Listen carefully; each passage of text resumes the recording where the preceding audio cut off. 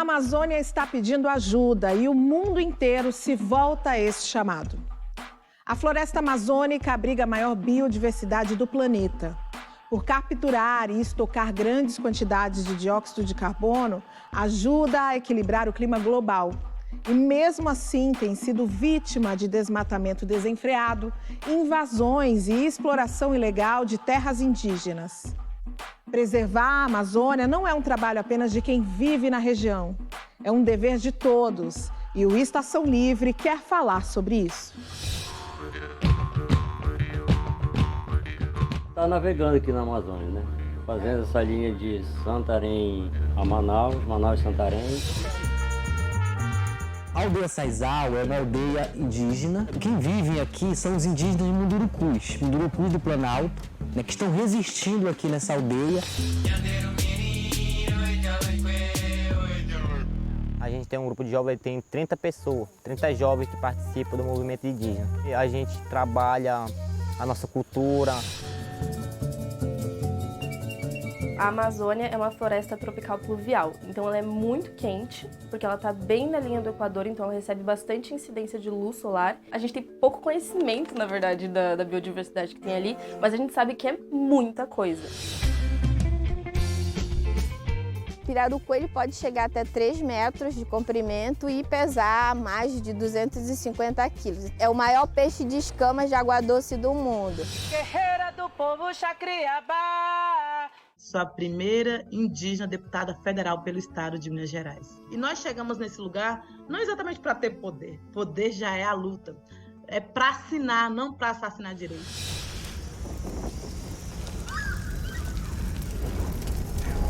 O filme vai contar a história do povo Uruauau, que vive na maior terra indígena do estado de Rondônia.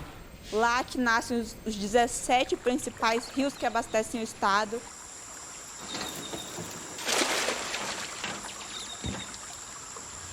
E para falar um pouco de Amazônia, das suas riquezas, dos seus perigos, eu recebo aqui a empreendedora social e ativista Camila Camilo e a socióloga e ativista indígena Pagu Rodrigues. Boa noite, Pagu. Boa noite, Camila. Boa noite, Cris. Prazer ter vocês aqui. Pagu, para a gente começar, desenvolvimento é uma palavra que ela tem benefícios e malefícios. E quando se trata de empregá-la para se falar de Amazônia, é muito ambígua essa situação. Quando a gente pensa em desenvolvimento em Amazônia, de que maneira a gente deve agir? Eu acho que primeiro é tirar um pouco de concepção o desenvolvimento em si. Tem um padrão, né, mais linear de tempo, que está sempre em busca de alguma coisa que nunca se alcança. E esse modelo econômico, né, de algo que você nunca atinge, é o que tem levado, na verdade, a esse sistema de exploração permanente da questão ambiental, dos direitos da natureza. Eu acho que a gente tem que começar daí. É repensar outras perspectivas mesmo de discutir economia, política, sociedade, ambiente de uma maneira mais integrada e menos pautada nessa concepção de estamos evoluindo e caminhando para algum lugar que a gente nem sabe qual que é, né? A maior bacia hidrográfica do mundo e a maior floresta tropical. O bioma amazônico está no radar do mundo, seja pela ameaça a essa riqueza ou pelo que ele representa para a sobrevivência do nosso planeta. Mesmo assim, a área da floresta derrubada na Amazônia Legal já atingiu mais de 10 mil quilômetros quadrados esse ano. De acordo com o Instituto do Homem e Meio Ambiente da Amazônia, é a maior nos últimos 15 anos.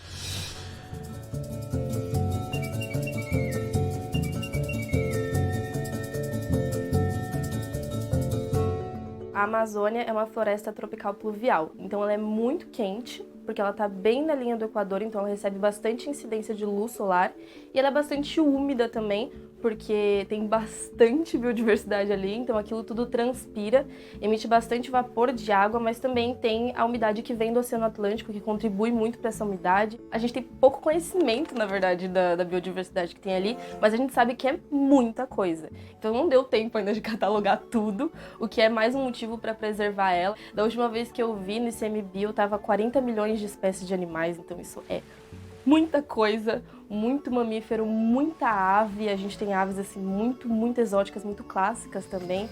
E é muito biodiverso, principalmente por causa da umidade. Então tem pouca variação de temperatura e as espécies conseguem se adaptar muito fácil ali.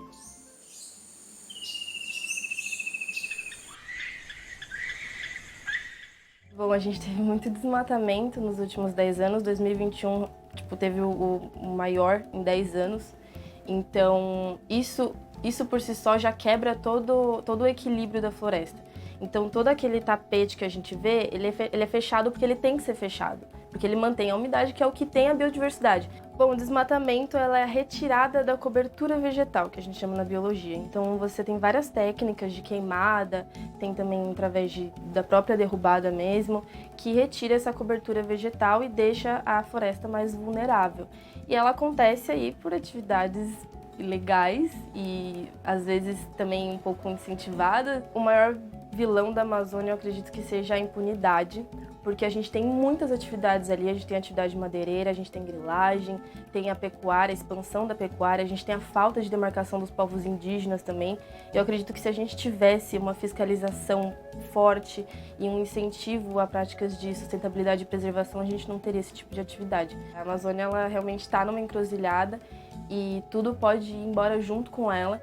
Então, o Sul e o Sudeste deve toda a umidade, toda a biodiversidade que a gente tem, por exemplo, na Mata Atlântica, o próprio Pantanal, o Cerrado, tem essas conectividades ecológicas que vão sumir junto com a Amazônia. A gente tem todo um clima mundial que é regulado por ela também.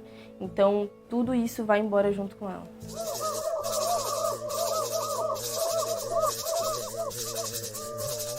Isso é muito absurdo, porque é uma responsabilidade gigante que ela carrega. Não é como se a gente estivesse tirando uma praça ou cimentando alguma coisa muito simples. A gente está mexendo com o ar-condicionado do planeta. A gente está com o controle dele na mão e a gente está, vou desligar isso agora e acabar com toda a vida que a gente tem.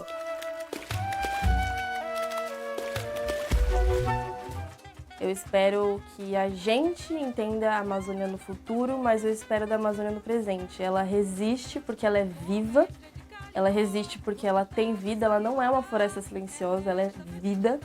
E ela tem pessoas ali, ela tem biodiversidade ali, ela tem saúde, ela tem economia, ela tem a nossa cultura. Então a Amazônia resiste muito, muito, muito, muito, muito.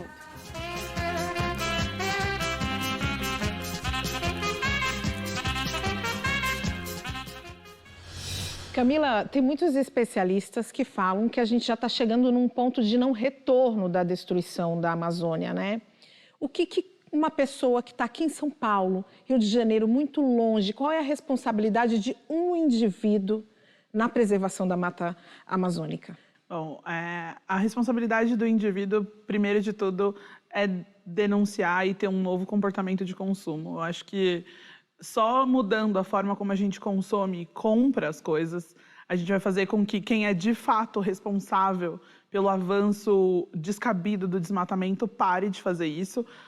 Eu gosto de ressaltar que as pessoas não são responsáveis sozinhas por salvar a floresta amazônica, mas a gente dá um recado para as empresas, para a indústria, à medida que a gente faz novas escolhas. Eu acho que é isso. Pagu, e a Amazônia, a gente viu ali, ela resiste, né? Ela resiste porque ela é vida, e a vida está no rio, na árvore, em toda a floresta, mas nos povos originários. Vamos falar desse protagonista, que é o real defensor desse espaço? A gente, de fato, é o que a gente chama de os grandes guardiões, né, da natureza. Hoje somos 5% da população mundial, que preserva, de fato, 83% de tudo que a gente ainda tem de direitos da natureza, né? Quando você pensa uma entidade, né, um encantado como a Amazônia, né, sem a presença do povo indígena, eu diria que essa resistência hoje não continuaria existindo na Amazônia.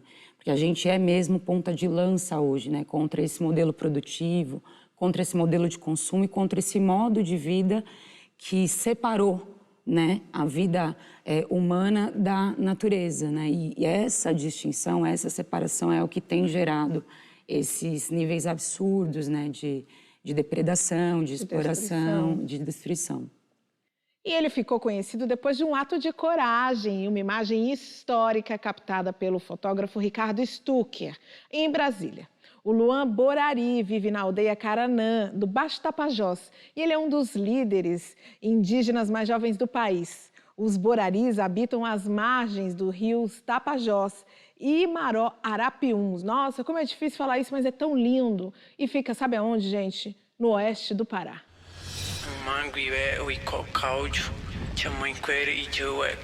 Chamo Luan Borari, eu sou indígena da aldeia Caranã, né? Tudo bom? Prazer. Rodney. Manuel. Sou liderança indígena jovem da aldeia.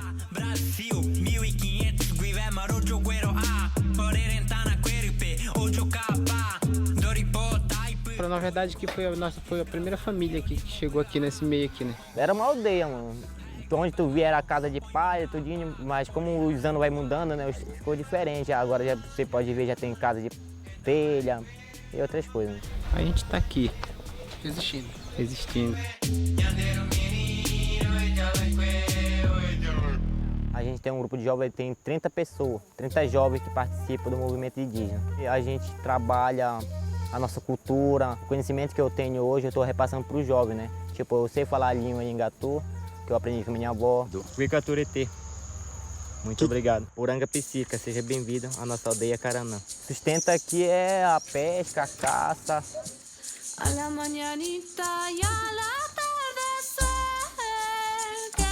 Inclusive eu tô saindo agora. Pra caçar, fazer ramal pra ele caçar. O ramal é uma trilha que a gente faz na mata. A gente vai, né, o caminhozinho assim, só mesmo pra andar de noite. Aí lá a gente mata caça que vem, tatu, paca, só para o nosso sustento mesmo.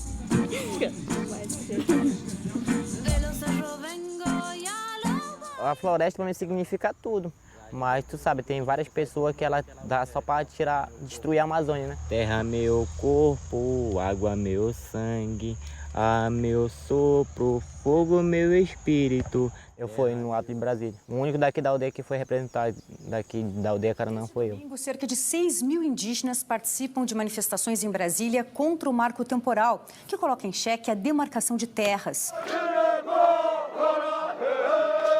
Foi um ato que a gente se programou para fazer, né? Para subir no mastro lá e colocar a bandeira do Brasil cheia de sangue, como está hoje, né? Se tu vê hoje, tem muitos indígenas que estão morrendo. Muitas pessoas mandaram mensagem falando se eu não saísse do movimento indígena, eu ia matar minha família, matar meus amigos que tivesse, que era do movimento indígena. Ameaça de morte, por motivo de eu estar defendendo o movimento indígena. E se for para lutar pro nosso território, a gente faz qualquer coisa. Olha só, Luan! Bate o Tapajós presente! Eu fiquei pensando a noite inteira, como a gente pode fazer? Minha ideia, pô, eu apanho açaí, vou fazer uma peconha. Vou subir em Guaçaizeira. Aí fiquei na minha mente, né? A peconha aqui é muito utilizada para apanhar açaí, apanhar outros tipos de fruta, como coquinho da mata. Você está vivo? Aí chegou na hora lá, pô, cadê a peconha? Aí o meu colega que estava no lado, ele falou, pega a camisa. Aí eu fiz a peconha da própria camisa, aí eu subi. Somos a resistência. Cheguei lá em cima, vi aquela imagem muito assim, porra, será que não vão me matar? Veio logo aquela imagem. Nós somos a revolução. Assim, por causa que onde eu tava, tinha policial pra todo lado, né, olhando assim, porra, eu tô aqui, eu sou maluco. Foi reivindicar o direito de votar, a bolsa dos estudantes indígenas, que foi cortada hoje, esse ano, né. Fomos reivindicar também sobre a terra indígena, o nosso território, demarcação até hoje que não foi demarcado, sobre a FUNAI também. A FUNAI é um órgão que representa nós, mas infelizmente hoje a FUNAI ela tá só lá, mas não faz nada por nós. Continuaremos aqui. Eu espero um governo melhor que esse que tá, né? Que possa olhar mais pra gente, possa ter mais oportunidade. A nossa batalha é sempre tentando demarcar nossas áreas indígenas. E vamos ver o que acontece. Meu sonho é continuar no movimento indígena, na luta de defender meu território. Nós estamos todos vivos. Você não vai desistir! Eu não vou desistir! Chegamos até aqui e vamos, sim, até o fim! Porque nós estamos vivos! Luan, você não é maluco, Luan, você é a vida. Essa foto rodou o mundo e a imagem é realmente forte. A gente volta depois do intervalo com mais Amazônia.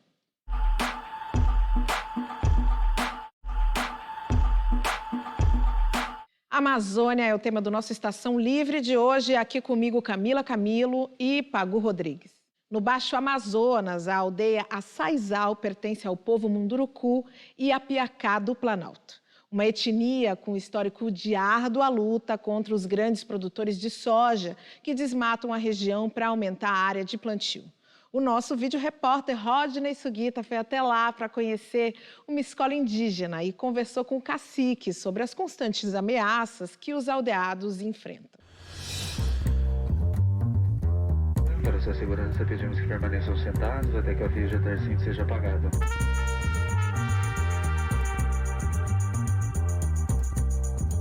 Vocês acabaram de chegar na aldeia Açaizal.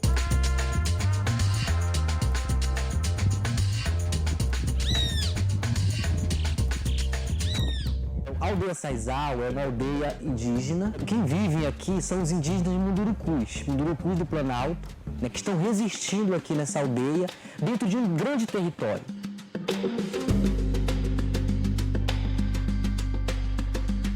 A nossa escola aqui do Açaizal, da aldeia Açaizal, é uma escola bem antiga, que foi fundada em 1970. Era uma escola de branco. Por quê?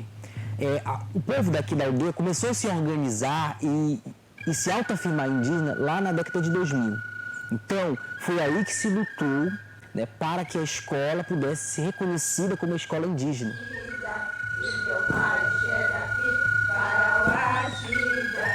Nós também temos uma farmacinha tradicional aqui na aldeia para a produção de remédios e também a comercialização e exposição, né, dos remédios tradicionais produzidos na aldeia.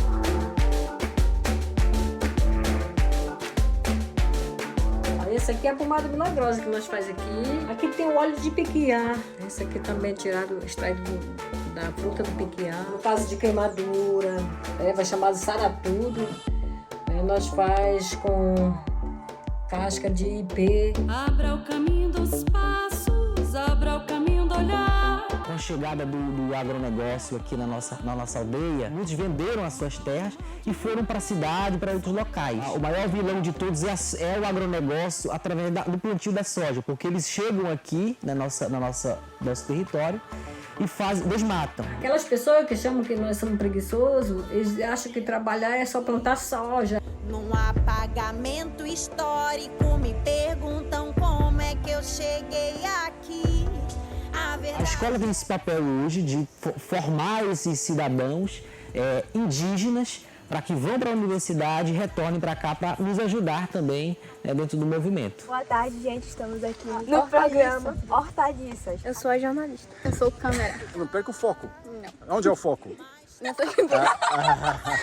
Eu acho que as ameaças que os jornalistas sofrem é por causa que a gente está tentando fazer o bem. A gente está aqui com o objetivo de mudar o planeta e eles estão tentando nos afastar das coisas boas, né? A gente está tentando fazer o bem agora. Vou te contar uma história real.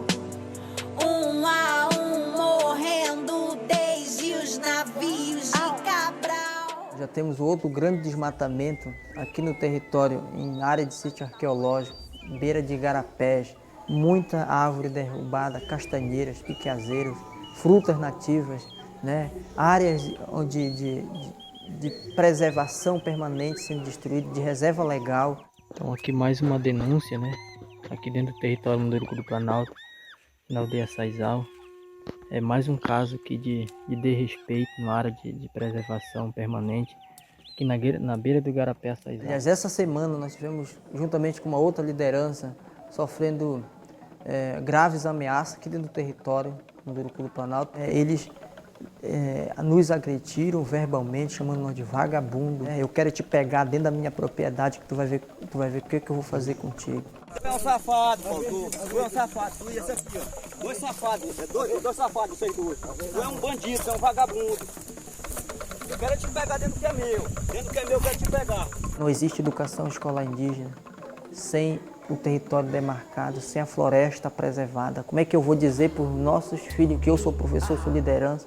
Como é que eu vou dizer?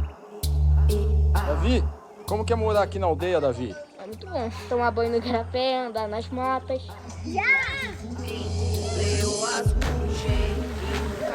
A solução é a gente trocar esse sistema. Não há outra solução. Nós necessitamos que o Estado brasileiro possa né, trabalhar políticas públicas para que a gente, né, mude esse cenário.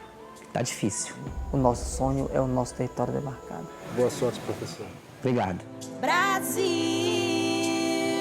decorrar, decorrar, demarcação já no território ancestral. Pagu, a gente viu ali durante a reportagem que a morte ronda, a ameaça de morte ronda as pessoas que lutam por proteção da Amazônia. A gente pode falar de Chico Mendes, Dorothy Steng, mais recentemente Dom e Bruno. Lutar pelo direito à vida da Amazônia e na Amazônia significa cultivar inimigos? Significa. Hoje, com toda certeza, e eu diria mais, se você for indígena, você é a mira principal, eu diria, até do atual governo, né? Que, se a gente pegar os dados de violência contra povos indígenas, sobretudo os concentrados ali na região da Amazônia, é o maior dos últimos 9 anos, né? Então, a gente sabe que tem um propósito. Quando você criminaliza, né, as lideranças todas hoje, indígenas e não indígenas, que estão na luta pela preservação ambiental e na luta pela preservação da Amazônia, o propósito, na verdade, é refrear essas lutas para garantir a continuidade desse modelo exploratório mesmo, né? Que é um modelo de tradição colonial. Então, acho que é isso que está em jogo e eu sempre tenho dito para as pessoas que a nossa luta, né, enquanto indígena, além de ser a ponta de lança estratégica hoje da resistência e da continuidade da humanidade, ela hoje também é a principal ameaça, né, a governos que têm interesses outros que não econômicos, exploratórios, que não são de preservar a vida, né, das pessoas no fim das contas. E quando a gente né? fala de violência, não é só do assassinato, a gente tem que lembrar também da quantidade de estupros que acontecem nas comunidades indígenas, sexual. Bebidas alcoólicas, drogas que são implantadas como instrumentos de controle das comunidades, né? Camila, fazendo uma relação com tudo isso que a Pagu falou, o quão emblemático é que essa escola indígena tenha como nome Escola Dom Pedro II? Bom, o capital, ele não deixa de lembrar a gente dessa memória colonizatória. E ao nomear uma escola que deveria estar ali cuidando da educação de povos indígenas com o nome homenageando o colonizador, que, na verdade, era responsável por tudo que a gente vive hoje. No mínimo, fazer uma ode a um passado que já não deveria existir. Esses nomes não deveriam ser mais contados na história. E isso é muito comum, assim. Muitas das comunidades só são reconhecidas comunidades, por exemplo, depois de terem uma igreja, fazendo com que a fé indígena seja cada vez mais oprimida, reprimida, muitas vezes. Eu pude testemunhar momentos em que, por exemplo, uma cesta básica só era entregue depois de um culto feito numa comunidade. E aí, como é que você balanceia essas coisas? Quando o instinto da pessoa está pedindo por um alimento, aí você diz assim, olha, só vou te dar o alimento depois que você ouvir da minha fé. Acho que só para pegar uma parte disso, né? Porque toda vez que a gente pensa, né, a discussão sobre processo colonial, a gente está falando de um modo de vida e de um modo de ser, que foi imposto, né, para uma série de povos tradicionais, de indígenas até a população negra, que foi trazida da África para ser escravizada, né? E aí, quando a gente pensa em refazer esse caminho ou repensar esses processos, tem que ser na lógica decolonial. Não dá mais para a gente ter uma herança do nosso conhecimento, da nossa forma de ser e de agir, pautada pelo processo de colonização. E eu acho que é isso que a população indígena hoje e todas as comunidades tradicionais da Amazônia e de outros biomas oferecem para a humanidade. Um processo de descolonização mesmo, de indigenização do conhecimento e de enegrecimento do conhecimento, né? Enegrecer, indigenizar, ocupar esses espaços com outra forma de existência mesmo, né? Eu acho que exatamente. É muito sobre reflorestar mentes e aldear os corações. É isso. Perfeito, reflorestar mentes e aldear corações. E considerado o maior peixe de escama de água doce do mundo, o pirarucu está correndo risco de extinção. Mas a prática de manejo sustentável vem mostrando bons resultados na região amazônica. Nem só de exploração vive aquele espaço. E nós fomos na vila de Alter do Chão, em Santarém, saber como é que essa prática funciona. Além de trabalhar a conservação do meio ambiente e o desenvolvimento sustentável, esse projeto ainda melhora a qualidade de vida da população ribeirinha.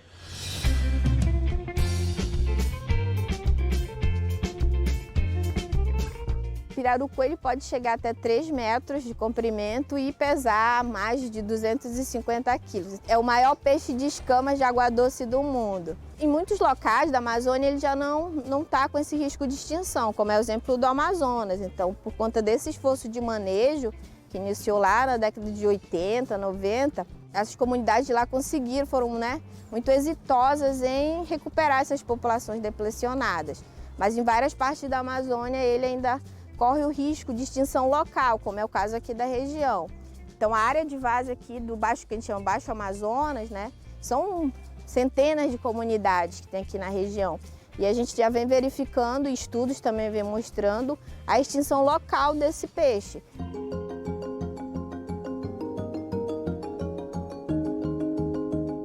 Aqui na região, infelizmente, ainda são poucas as comunidades que desenvolvem essa prática, mas essas localidades que estão fazendo esse esforço de conservação têm retornos bastante interessantes. Na década de 70, principalmente, houve uma diminuição muito drástica dos estoques naturais de pirarucu, justamente por conta da intensificação da pesca comercial e da pesca ilegal, e sem uma normatização, sem regras de pesca. Então, após ser implementado essas regras específicas, como o tamanho mínimo de captura, o período defeso, então a gente viu uma mudança ali de comportamento até dos pescadores e também uma recuperação dessas populações locais. Então, o que a gente visualiza é que o manejo da pesca ele é essencial para a preservação, manutenção das populações de pirarucu e também de outras espécies de peixe. Aqui na região a gente também vive uma situação de conflito muito grande, inclusive da questão da pesca, em que a gente já observa a presença de pescadores externos, de outros estados, de outros municípios, já querendo acessar esses ambientes aquáticos, principalmente mais centrais de algumas comunidades que fazem esse esforço de manejo. Isso que a gente gera um conflito de pesca, muitas vezes violentos, E também a nível local, entre pescadores locais, justamente com aqueles pescadores que não estão inseridos numa agenda de manejo, com aqueles que têm essa consciência ambiental de fazer um esforço de conservação.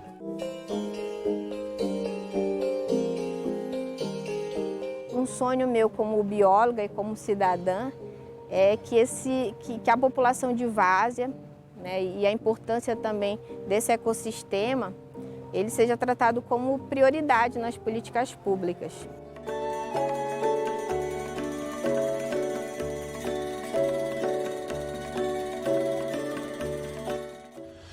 Quando a gente fala da floresta, fiquei me lembrando agora da jornalista Eliane Brum, que ela tem um texto lindíssimo em que ela faz uma analogia do quanto a Amazônia é uma mulher e a ideia da Amazônia virgem, a imagem que a gente também faz da virgem mulher. E a ideia não é que ela seja intocável, Na verdade, explorar, conhecer é necessário.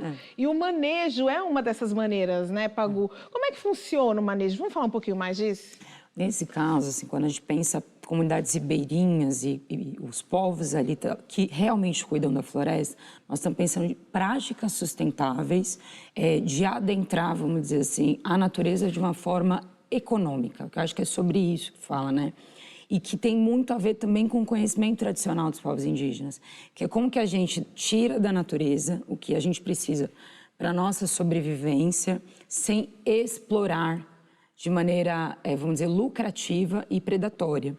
E aí o manejo, por exemplo, do pirarucu é um exemplo disso, Que além de resgatar a possibilidade de não extinção ali do pirarucu, porque quando a gente pega aquela região, além da pesca predadora, a gente tem uma grande quantidade de pesca ilegal mesmo. Mas eu acho que o manejo ele tem a ver, né? Desde o manejo de floresta, a determinados tipos de plantio agrícola, passando por pesca, ele é fundamental para a gente pensar outras práticas econômicas mais relacionadas ao bem viver e à sustentabilidade da questão ambiental. Eu acho que vale pensar que o manejo dito sustentável é o que respeita os tempos da natureza. Então, eu respeito os ciclos. Se eu vou fazer a pesca no momento, quando o pirarucu está em reprodução, eu não vou fazer pesca predatória. Vou deixar com que a natureza cumpra o seu tempo, o seu ciclo. E o que acontece muitas vezes quando a gente aumenta o volume de consumo de forma desenfreada, vem lá a galera que faz pesca ilegal, extração de madeira ilegal e etc. Por quê? Para suprir uma demanda comercial. Então, meio que a gente precisa sempre estar educando quem consome para que quem está na ponta, lidando com a natureza, respeite os ciclos de forma natural. Exatamente. E a gente vai então para um intervalo, mas a gente volta já já falando mais de Amazônia por aqui.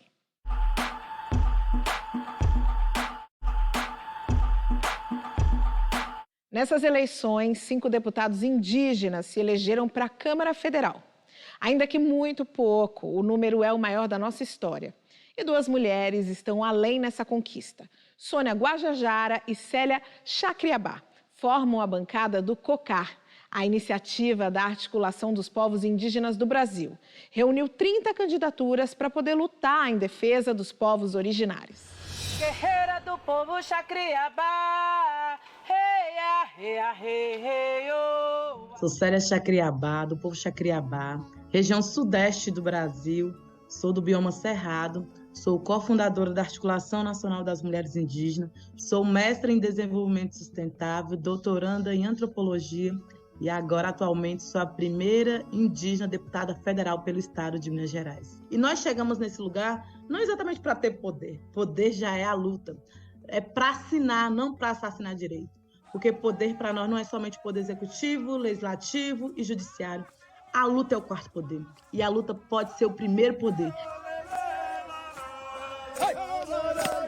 E quantas vezes tivemos acompanhando mobilizações territoriais em Brasília, no Congresso Nacional e no STF, e foi pelo movimento, pela força da luta, a luta ajuda a mudar processos de decisão. E foi quando a gente percebeu que a gente votava em tantas pessoas no território, eles davam ambulância, mas votavam contra o SUS e contra a saúde indígena. Davam um trator falando que era para pensar as formas de gestão territorial, mas no Congresso Nacional votava contra a demarcação dos territórios indígenas em favor da PL 190, da liberação de mineração nos territórios indígenas.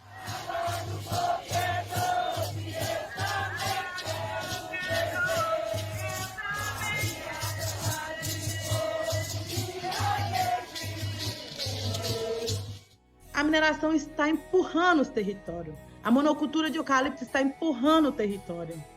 Se o lugar nosso é nesse lugar, por que a guerra, principalmente pensando das monoculturas, está chegando no nosso território?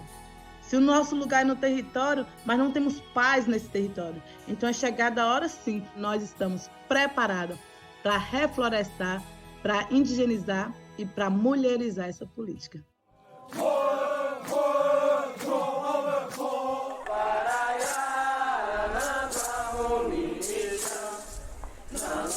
Hoje, se você olhar para o Congresso Nacional, quem tem mais condição de enfrentar a bancada ruralista é a bancada do COCAR. E a pergunta da vez sempre depois é, mas como vocês vão fazer isso se vocês não são maioria, se o parlamento elegeu também uma grande maioria dessa bancada conservadora? E eu tenho falado, mas nós povos indígenas não somos nem 1% da população brasileira. Nós somos 5% da população do mundo e protegemos em torno de 83% da biodiversidade. Nós podemos não ter mais tempo de Congresso, mas nós temos mais tempo de Brasil.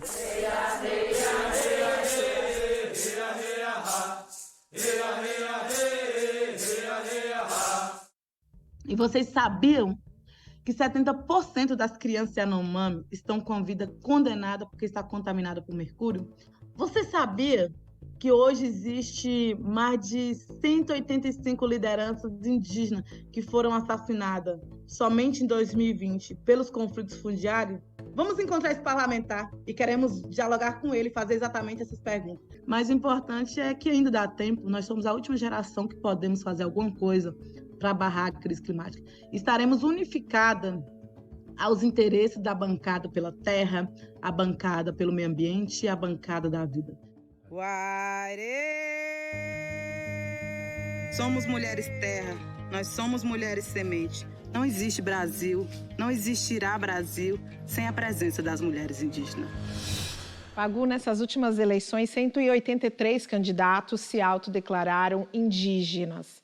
Esse número é 40% maior do que das últimas eleições, mas só elegemos cinco candidatos, né? 3 federais e 2 estaduais deputados, né? Deputados federais e 2 deputados estaduais. O que isso fala do Brasil de 4 anos atrás e de um Brasil de agora? Acho que fala primeiro sobre a luta que a gente tem feito, né? De muita resistência e de uma opção política nossa mesmo de ocupar a institucionalidade desta política não indígena e fazer luta com essas ferramentas que não são exatamente as nossas ferramentas originais, né? Mas porque a gente entende que é importante, sim, ter gente lá para votar contra marco temporal, por demarcação de terras e resistir a esse processo de tentativa de retirada dos nossos direitos. Acho que essa é a primeira coisa que diz, olha, a nossa resistência de 522 anos garante para a gente que a gente consegue realmente ocupar todos os espaços sem deixar de ser quem a gente é, sem deixar de ser indígena. E eu acho que é por isso que a gente conseguiu avançar. Ainda é pouco perto do que a gente precisa, né, para fazer o enfrentamento ao agronegócio, a bancada BBB, né, da bala do boi da Bíblia, mas eu acho que a gente vai dar conta. Nós temos boas representantes ali na Câmara Federal e que vão, com toda certeza, junto com todo o povo indígena do Brasil, fazer o que precisa ali em Brasília para acontecer. E é como a Célia falou, né? Nós somos menos no Congresso, mas nós temos mais tempo de Brasil. Camila, uma outra frase bacana que a Célia trouxe, que é um dado, na verdade, é que a população indígena no Brasil representa 1% da população, no mundo 5% da população mundial, mas responsável pela preservação de 83% do território do planeta. Que outras atitudes a gente precisa promover para que não só seja conscientizar as pessoas para não exploração desses territórios? Massa. Eu acredito que a gente precisa de uma agenda de restauração das nossas relações. Recentemente eu estava andando por algumas comunidades na periferia de São Paulo e eu comecei a reparar que nem a samambaia que a minha avó tinha quando a gente morava na periferia existe mais na casa das pessoas. Quando a gente não tem nenhum contato com a terra, quando a gente não sabe o tempo das coisas, a gente está completamente afastado do que pode ser essa relação com a natureza, a gente não tem sentido de proteger ela. O que a gente cuida? A gente cuida do videogame, da televisão, do celular. Alguém aqui esquece o celular em algum lugar? Não, ele está sempre na nossa memória. Mas a gente esquece de aguar a planta, a gente esquece de cuidar da nossa horta e etc. Isso por quê? Porque as prioridades da nossa vida foram invertidas. Então, o meu convite é para a gente restaurar as nossas relações com a natureza e aí a gente pode fazer isso pela floresta e, enfim, pelas nossas relações pessoais também. Muito boa ideia. E com 6.992 quilômetros de extensão, o rio Amazonas é o maior rio do mundo. E a sua travessia pode ser uma grande aventura. Durante 3 dias, a gente viajou a bordo do Ana Beatriz 5, no percurso de Santarém até Manaus, com os ribeirinhos e com os turistas. E aí conhecemos muitas histórias e também muitos sonhos. Seja muito bem-vindo à nossa embarcação, esteja uma excelente viagem. Está navegando aqui na Amazônia, né? Fazendo essa linha de Santarém a Manaus, Manaus Santarém. 36 a 40 horas. Até Manaus. Boa noite, povo, que eu cheguei. Aqui é espaço para todos, né? Estrangeiros, brasileiros. Estou vindo de Argentina. Eu sou de Santarém. Eu sou venezuelano. Manaus. De Mossoró, no Rio Grande do Norte. I am from Poland. Estamos vindo do Ceará aqui fazer uma representação de venda na Amazônia. Panela, frigideira, caneco, forma de bolo, jogo de lado, só mercadoria boa.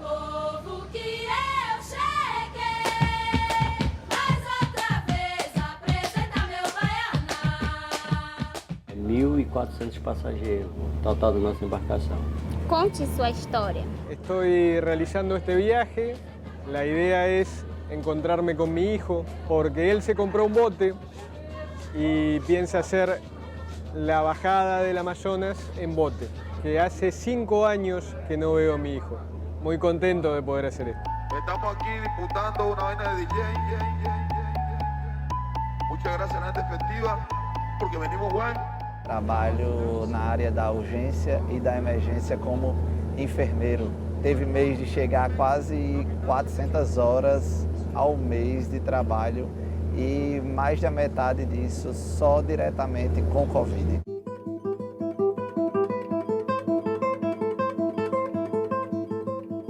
Eu queria ter uma visão como outras pessoas se deslocam e ver o que não é visto pela minha realidade. Eu descobri que tem gente que mora em locais bem distantes, tem paisagens incríveis e, pelo jeito, pessoas incríveis. Eu estou indo para Parintins compor músicas para o Boi Caprichoso. Eu escrevo muito toada. Toada é um tipo de música de boi que é para animar a galera. É para animar, deixa todo mundo para cima, para não ter aquele momento de tristeza ali não. Aí é alegria. Eu faço muita música de toada. Balança, balança na arquibancada, camisa azulada, calor e suor. Meu boi quando chega estremece a terra, explode galera.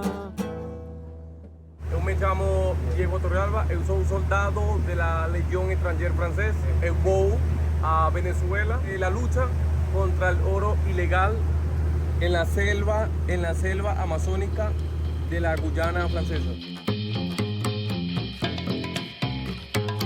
Debemos ficar, dormir na selva 20 días, 30 días, 100% de los garimpeiros que ellos hacen la extracción de oro en Guyana, ellos son de origen brasileño.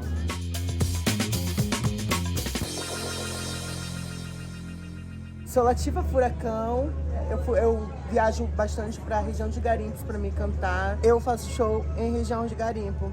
Um dia é dela, o outro é meu. 7.000, né? 2 horas. 2 horas para mim. Cripurizão, cripurizinho. Invasão 1, invasão 2. Bastante garimpo mesmo. A fonte de renda de muitas pessoas que não têm a capacidade de trabalhar na cidade. Num dia ela te ama, no outro ela te perdeu. Assim aconteceu. The first day of my trip, when I saw a lot of small children, sometimes very small, on also small canoes, how is possible that those children can get school? Mas toda vez que eu dou passo, o mundo sai do lugar. Geralmente vão de canoa, vão de rabeta, e na seca tem outra particularidade também, que é aquela região onde eles foram por água, eles já vão andando, vão caminhando para a escola. Todos têm direito à educação. E a educação, ela é o ponto de liberdade do ser humano. Nem vou gastar meu juízo querendo o mundo explicar. A nossa parte geográfica mais linda é o nosso rio Amazonas. É justamente o encontro do Rio Negro com o rio Amazonas, que são as águas barrentas.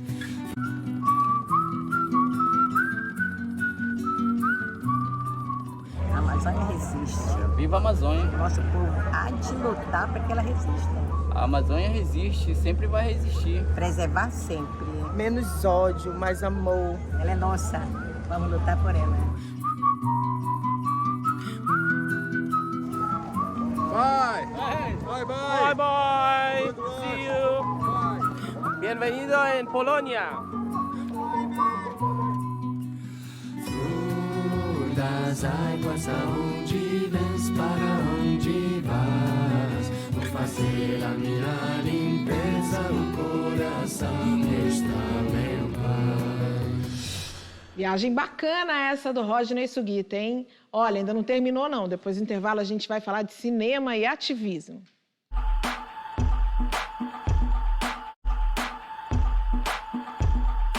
Estação Livre de volta, falando das riquezas da Amazônia e recebendo aqui Pago Rodrigues e Camila Camilo.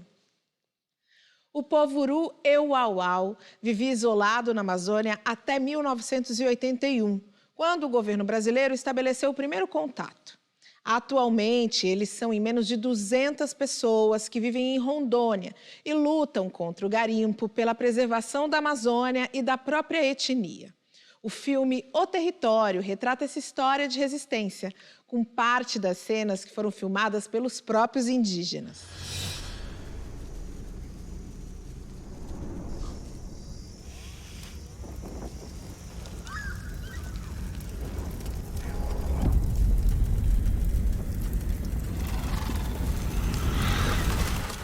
O filme vai contar a história do povo Uru Euauau, que vive na maior terra indígena do estado de Rondônia, lá que nascem os 17 principais rios que abastecem o estado. Não mostra somente o filme falando sobre o povo Uru Euauau, mas fala assim, como acontece a invasão, como que eles estão invadindo, qual é o pensamento dos invasores também. Mostra os dois lados. E também vai contar a história da ativista Neidinha, uma mulher muito corajosa que doa a vida dela até hoje pela luta e proteção da Amazônia e do direito dos povos indígenas.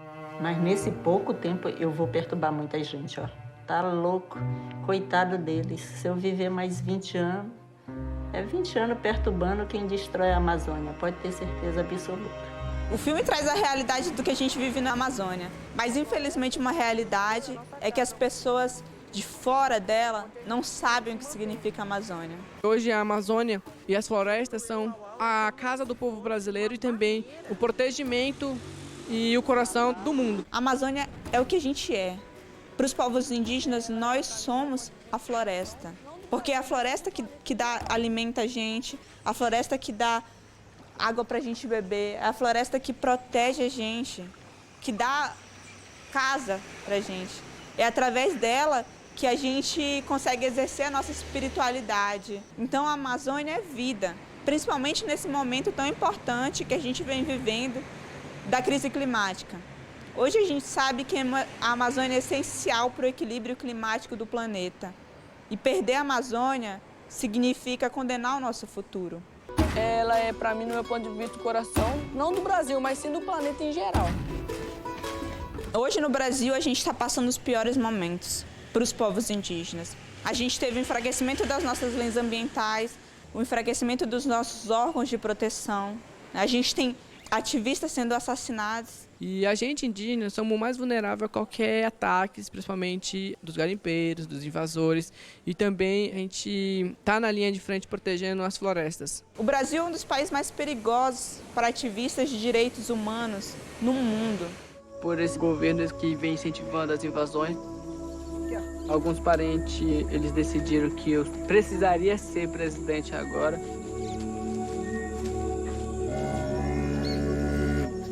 Estou sendo um dos protagonistas do filme, o que está contando a realidade e também a minha luta do meu povo, mostrando como o meu povo está se defendendo para que possamos defender não somente o território, mas sim os povos indígenas isolados que estão ali hoje. Hoje, no território indígena Uru Euauau, são 4 povos isolados, até de nós, também com nenhuma sociedade não indígena. Hoje, na terra indígena Uru Euauau, somos quase 200 pessoas, mais ou menos. Eu acho que esse filme aqui tem um diferencial que é esse. Ele é coproduzido por indígenas. Ele foi filmado também pelo povo Uru Euauau. Eu sou uma mulher indígena, sou produtora executiva desse filme. O filme foi para 99 festivais, a gente ganhou 16 prêmios. Quando as pessoas me viam, elas já achavam que eu estava no filme. Quando elas perguntavam para mim, eu dizia que eu sou produtora executiva, elas ficavam chocadas, porque elas não imaginavam que os indígenas poderiam estar por trás das câmeras também.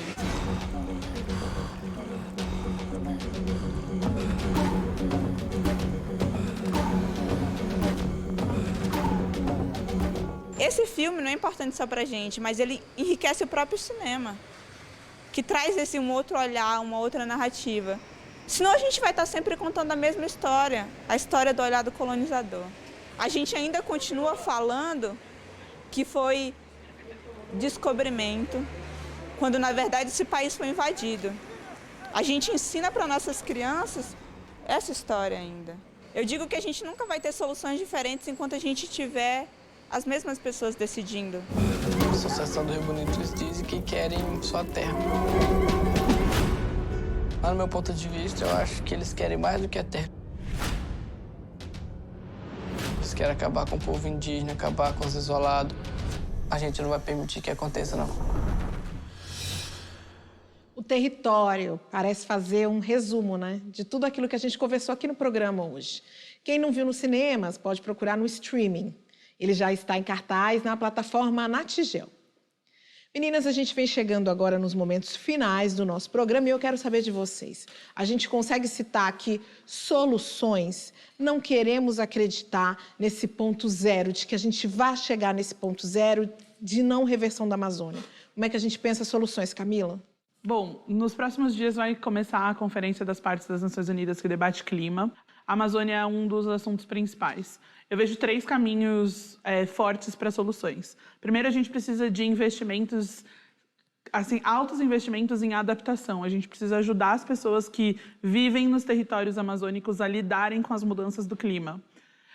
Depois, a gente precisa, sem dúvida, em frear o desmatamento. A gente não tem tempo mais para manter a forma como a gente lida com a floresta e como a gente consome, simplesmente desmatando. É hora do agronegócio brasileiro assumir a sua responsabilidade e frear o desmatamento. E, por último, mas não menos importante, a gente precisa garantir a demarcação de terras para os povos indígenas e para os povos quilombolas. Eu acho que vale falar que existem tanto os povos ribeirinhos como os quilombolas na Amazônia não têm, em sua maioria, suas terras também demarcadas e reconhecidas.